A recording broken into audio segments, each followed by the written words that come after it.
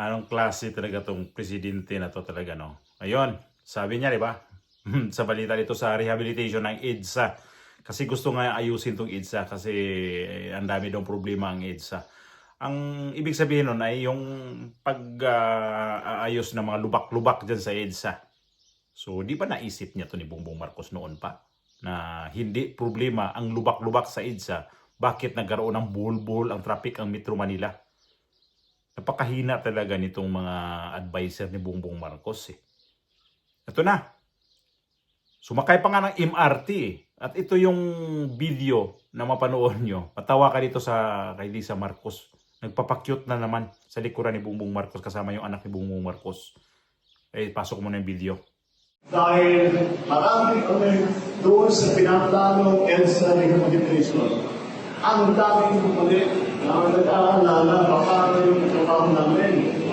Eh kung ang pag-commute namin ay napakatagal na, madadagdagan pa ng isang oras, dalawang oras, wala na talaga, hindi na kami uuwi. Kaya pinitignan po natin, ito yung nangyari. Bukod pa doon, meron tayong mga nakita ng mga bagong teknolohiya na hindi natin ginamit doon sa pagplano sa EDSA rehabilitation. Kaya in-instruction ko si Secretary Vince Dizon at saka si Secretary Manny Punuan ng PWH ay sinabi ko, pause muna doon sa rehabilitation. Huwag muna natin nakawin. Dahil pag tinitingnan natin yung cost-benefit analysis, maganda sana kung maayos natin. Ngunit, ang laki sakripisyo ng 2 taon na masyadong mahigpit ang traffic. Kaya pause na muna yan at sabi ko sa kanila, ibigyan natin ang sarili natin ng isang buwan. Pag-aralan natin itong mga bagong teknolohiya na nakikita natin. Pag-aralan natin, gumawa tayo ng magandang plano. Baka naman, imbis na 2 taon, magawa natin sa 6 na buwan, magawa natin sa 1 taon. Tingnan natin kung ano available sa atin. Pero sa ngayon, maliwanag na maliwanag napakarami may hirapan at tingnan natin sa rehabilitation. We will find, in other words, ang sinasabi ko, we will find a better way na hindi masyadong manila para sa ating mga Grabe parang may papalakpak pa sa tapos masandal sa anak. Animal talaga tong umayos ka naman ng ano nga eh ang galaw nito hindi talaga hindi talaga siya ang lasgaw talaga eh. Grabe. Matawa ka na lang sa kanyang mainis ka talaga. Tapos nandiyan sa likuran pa background pa photo bomber talaga dito sa di pa nga kanis na isang mukha ni Bongbong Marcos. Ito yung sa background niya pa. Andyan pa yung asawa niya nagpapakyut. Piling pa niya ang asawa nito na super ganda. Naman may mata pa nga parang palaka eh. Di ba ito mapagsabihan talaga sa bagay under nga daw si Marcos nito. Di mapagsabihan niya to eh. At ito yung mapalayo tayo sa usapan nito. Ito yung EDSA nga na gusto nila na i-rehabilitate itong buwan na to. So biglang pinostpone itong na to ni Bongbong Marcos. So, ibig sabihin ng postpone, hindi talaga sila ready dito kung ano talagang gagawin. Nag-clearing na tong MMDA sa mga yung mga dadaanan na pwedeng dadaan itong mga mabuhay lane. Pero wa-effect pa din. Itong, alam mo tong MMDA na to, kung akong presidente na to, buwagin ko tong ahensya. Walang to eh. Walang trabaho tong natapos itong MMDA. Sa totoo lang ha. Sa totoo lang. Paano ko to? Bubuwagin ko to at ipasa ko ang trabaho sa mga LGU nito. Ano bang mga trabaho nito? Itong yung nga lang eh. Pagdidemolis nitong itong pagdidemolis sa mga mabuhay lane ko na ayan babalik na naman ulit yung mga sagabal diyan. Itong mga pagbabaha sa Maynila, MMDA na mamahala dyan, sige pa rin ang baha. Dapat yan, yung ginastos dyan sa MMDA, tanggalin na nga ang MMDA na yan, tapos doon na lang yan, i-focus doon sa mga local government na kung sino talaga yung lugar na sobrang bahain, doon lagyan ng pundo. Kasi, pag itong MMD asahan natin, ang tagal ng ganyang ahinsya na yan, wala ramen talaga nangyayari eh. Yung kalbo dyan na sino, Guba ang apelido niya, ay naku, nainis ako niyan eh. Pabalik-balik na lang nga sila dyan sa may yung sa may makikita natin sa balita. Tuwing balita na lang yan. Itong sa may The Fort, yung The Fort ba yan? Yung ginagawang bagong Senate building. Lagi na lang siya, bakit di nyo lagyan ng taniman ng kamera yan dyan? O kaya yung dyan, yung barangay o kaya yung dyan, yun ang pukpukin ninyo. DILG dapat dyan eh.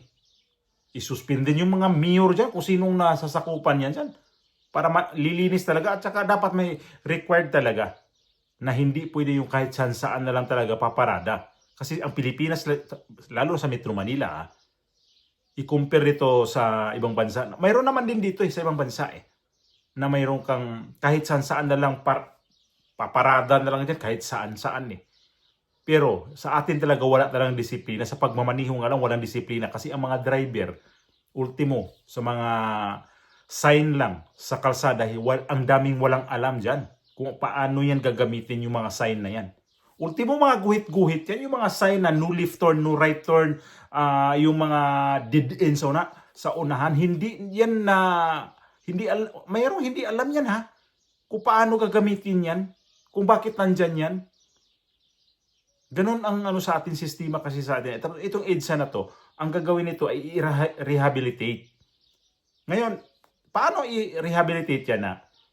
Noon, nilagyan na yan ng train. Mayroon ng MRT dyan. Ang traffic lalong lumala. Kasi wala talaga sa ayos ang dyan. Nabibilang nila kung ilang kotse ang dadaan sa araw-araw dyan. Pero hindi nila alam kung ano ang solusyon. Kisyo, ang daming sasakyan na nabinta sa isang taon. Kaya dahilan niya na ang daming sasakyan dumadaan sa EDSA. Sa totoo lang sa atin kulang tayo ng mga infrastructure talaga sa itong mga train. Dito kasi sa ibang bansa, sinasabi ko na nga to may train, no? May mga light rail. Yung kagaya na sa atin, MRT. Mayroon dito tinawag silang tramway. Yung halimbawa, itong mga kalye ng halimbawa ko lang lagyan ng tramway. Halimbawa, Shaw Boulevard. May tramway dyan, dadaan yung, para din siyang train ang dadaan. Tapos, medyo makaluwag-luwag ang traffic niyan. At saka pag unahin talaga yung mga kasada talaga dyan na hindi talaga pwede yung may nakasara na mga maraming kalye. Kaya isa yan sa problema talaga sa Metro Manila na sobra na talagang traffic. Wala talaga solusyon ang traffic dyan. Ay may mga solusyon dyan kung anong gusto na gagawin. Kaya lang daming bumalagbag. Kaya lang pagdating naman sa problema, ang gobyerno ang may problema kasi hindi daw inaksyonan. May aksyon ang gobyerno, kaya lang sinong iba dyan ang sagabal dyan? Mga lokal din. Kaya itong MMDA dyan na mamahala, para sa akin yan, useless lang yan. Ahinsya na yan, nagagastos lang ang gobyerno dyan. So, sa totoo lang At ito yung kay Bongbong Marcos ngayon na hindi niya ito napagplanuhan. Yan ang gusto niya, rehabilitate ang EDSA. Tapos, yun pala, wala pala talagang konkretong plano. O wala talagang pera para sa pang-rehabilitate. Yan lang naman ang dyan Bakit di niya tinuloy rin yan? Para sa akin, hindi ko kailangan yung EDSA na yan i-rehabilitate. Ang gagawin lang talaga yan dyan kung anong gagawin. Mayroong magandang gawin dyan. Yung mga kotse dyan na na dadaan, pag-aralan talaga nila kung paano ba ang kasi ang dami na dami ng bus ang tinanggal dyan. Ang mga private vehicle na lang ang marami yan dyan ngayon. Kasi ang EDSA talaga, sintro talaga yan sa sintro talaga yan sa daanan ng mga sasakyan. Ngayon ang mga private dyan, dati ang dami ng mga dyan ang dami ng mga pwedeng gagawin dyan. Kailangan may mga carpool, di pwede na isang tao lang driver ang dadaan dyan, isang tao lang ang sakay mo, kailangan puno. Kailangan useless pa din yun. Ang problema lang talaga sa atin, ang dapat magdagdag ka ng kalye. Kailangan problema, wala ka ng kalye din idadagdag kasi puno na. Kaya sakit talaga sa ulo ang traffic sa Pilipinas. Ngayon, kung mayroon kang gustong gawin dyan, hirap na hirap talaga ang gobyerno dyan. Pati si Bongbong Marcos nga eh. Pero wala kasing pera talaga eh. Mayroon ng plano yan sa EDSA ni itong si Ramon Ang nung panahon ni dating Pangulong Duterte. Kaya hindi natuloy yun kasi inabot na talaga sa pagbaba ni dating Pangulong Duterte. Wala na yun. Tapos itong Pasig River, mayroong gagawin daw dyan. Ang daming umayaw dyan kasi baka daw magkaroon din ng problema ito pagbabaha din sa Pasig River. Kasi parang gagawin highway dyan. Pero may toll gate ang gagawin dyan. Pero itong EDSA, sa mga private, dapat talaga ang mga private bawasan talaga dyan. Eh, tama yun. Yung sabi ko kanina, ang gawin yan dyan. Add even na lang. Para magkalat ang mga sasakyan. Di lang puro EDSA na lang concentrate ang daan. Kasi itong C5, pwede ka na mag-connect dito sa kabila. Lusot ka na rin ng lusot ka na rin dito sa may Quezon City, sa may sa may UP. Dire-diretso ka na ng Commonwealth eh. Pero wala pa rin nangyayari dyan. C5. Nag-open na nga sila dito. Itong sa kabila naman, yung may Skyway. Sa may Osmeña Highway, ganoon din. Hindi rin sila pwede makadaan dyan masyado kasi may toll gate ang Skyway. So, pilitan talaga EDSA. Kami nyo, subukan nyo add even yan. O kaya, kung ano yung nasa utak ni Bongbong Marcos. Try nyo Bongbong Marcos. Laban ubawi na to eh. Itong San Juanico Bridge ngayon, ano nangyari niyan? Aray ko po, ang daming problema talaga itong gobyerno ito kasi walang pera talaga. Sa totoo lang, kaya ganito ang plano ni Bongbong Marcos na mayroon siyang plano dapat i-implement, hindi ma-implement dahil walang pera. Puro kasi corruption. Pweh.